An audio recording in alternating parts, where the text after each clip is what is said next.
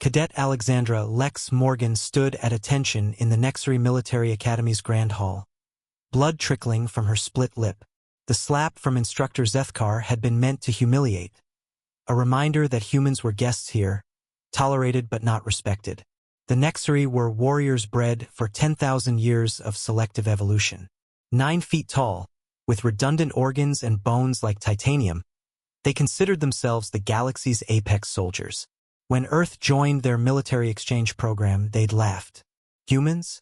Those soft little mammals who needed special low-gravity quarters just to survive on their ships? You dare to question Nexary combat doctrine? Zethkar hissed, his scaled hand still raised. Your species has been spacefaring for barely a century. We have conquered stars for millennia.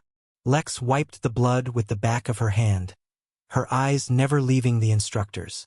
Around them, 300 Nexary cadets watched, their reptilian faces showing amusement.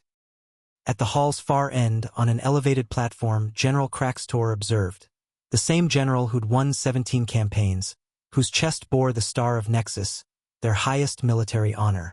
I said, Lex spoke clearly, your defensive formations have a fatal flaw. Another slap. This time, Lex moved her head just enough that it barely connected, though she let them think it had full impact. Humans, Zethkar announced to the room, think they understand war because they've fought amongst themselves.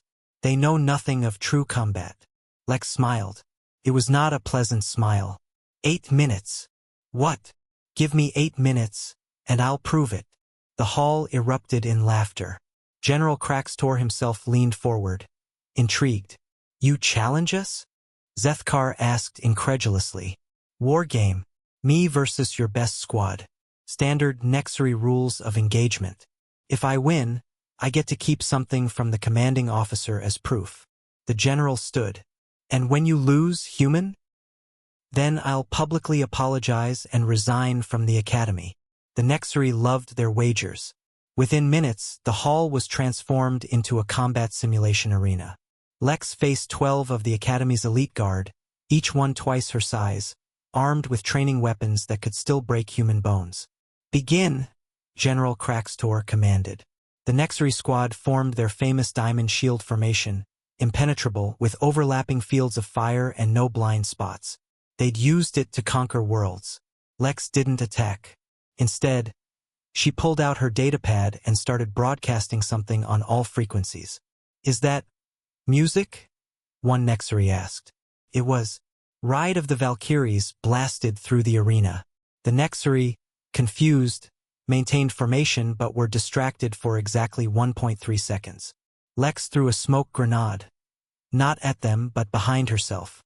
The Nexary, trained to track movement in smoke, watched for her to emerge. She did, running straight at them, screaming like a lunatic. Every military doctrine said this was suicide. One human charging 12 Nexary?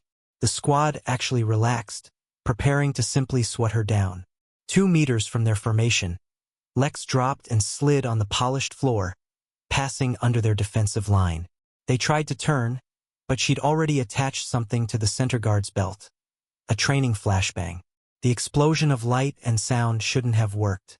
Nexary had protective inner eyelids and dampening membranes in their ears. But Lex had modified the device, matching its frequency to the exact resonance that caused Nexary equilibrium organs to spasm. All 12 warriors stumbled, their perfect formation shattered. Lesson 1, Lex said, already moving. Humans study neurology as a hobby. She didn't fight them. She ran between them, tagging each with paint markers, using their momentary disorientation to turn their own formation into a maze. They couldn't fire without hitting each other. Lesson 2. We evolved as pack hunters. We don't think in straight lines. One warrior recovered faster, swinging at her. Lex didn't block. She redirected, using his momentum to send him crashing into 2 others. She grabbed his training blade as he fell. Lesson 3, we have this thing called YouTube. I've watched every recorded Nexary combat drill. Your formations haven't changed in 300 years.